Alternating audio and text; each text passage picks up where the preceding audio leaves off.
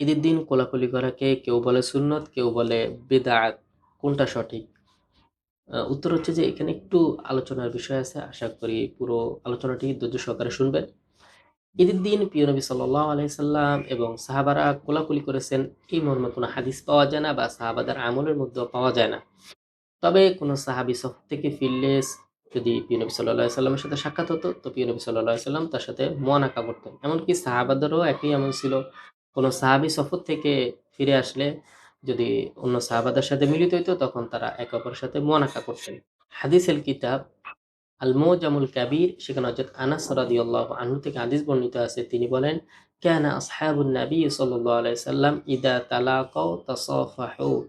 প্রিয় নবী সাল্লাল্লাহু আলাইহি সাল্লামের সাহাবারা যখন একে অপরের সাথে সাক্ষাৎ করতেন বা মিলিত হতেন, তখন তারা মুসাফা করতেন। ওয়া ইদা কাদিমু মিন সাফারিন তাআনাকু, এবং যখন সফর থেকে ফিরে আসতেন একে অপরের সাথে সাক্ষাৎ করতেন, তখন তারা মুআনাকা করতেন। সুতরাং এখান থেকে বোঝা যায় যে মুআনাকা করাটা হচ্ছে সুন্নত, বা দীর্ঘদিন পর সফর থেকে ফিরে আসলে বা দূর দূরান্ত থেকে যখন একে অপরের সাথে মিলিত হবেন, তখন মুআনাকা করতে পারবেন। এটা সুন্নত হিসেবে গণ্য হবে। ঈদকে কেন্দ্র করে আমরা অনেকেই ঢাকা শহর থেকে গ্রামের বাড়িতে যাই। অনেকে ব্যবসা-বাণিজ্য, চাকরি-বাকরিতে ব্যস্ত থাকি।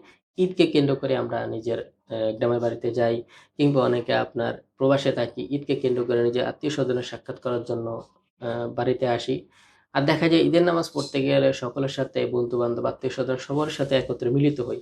এখন প্রিয় নবী সাল্লাল্লাহু আলাইহি সাল্লাম যেহেতু দীর্ঘদিন পরে কারো সাথে মিলিত হলে মুআনাকা করতেন, এই নিয়তে আপনিও ঈদের দিন তাদের সাথে মুআনাকা কোলাকুলি করতে পারেন। এটা জায়েজ বা সুন্নত। তবে যদি এটাকে ঈদের দিনে সুন্নত মনে করে করেন, তাহলে এটা বেদাত হবে। এখন আসা যাক মুআনাকা করার সুন্নত তরিকা কি? আমরা যেহেতু বুকের সাথে বুক মেলানোকে আমরা মুআনাকা মনে করি, আসলে বুকের সাথে বুক মেলানো এটা মুআনাকা নয়। মুআনাকা হচ্ছে যে ঘাড়ের সাথে ঘাড় মেলানো। অর্থাৎ আপনার ডান দিকের ঘাড়ের সাথে আপনার অপর পায়ের ডান দিকের ঘাড় মিলানো, এটা হইতেছে মুআনাকা। এখন ঘাড়ের সাথে ঘাড় মিলাতে গেলে যদি বুকের সাথে বুক মিলিয়ে পেটের সাথে পেট মিলিয়ে, এতে কোনো সমস্যা নাই।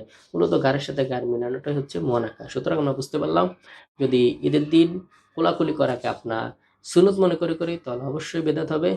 তবে যদি দীর্ঘদিন পর সাক্ষাৎ হিসাবে দেখা সাক্ষাৎ হওয়ার কারণে, আত্মীয়তার কারণে বা ভ্রাতৃত্বর কারণে আমরা যদি কোলাকুলি করি, তাহলে সেটা জায়েজ আছে।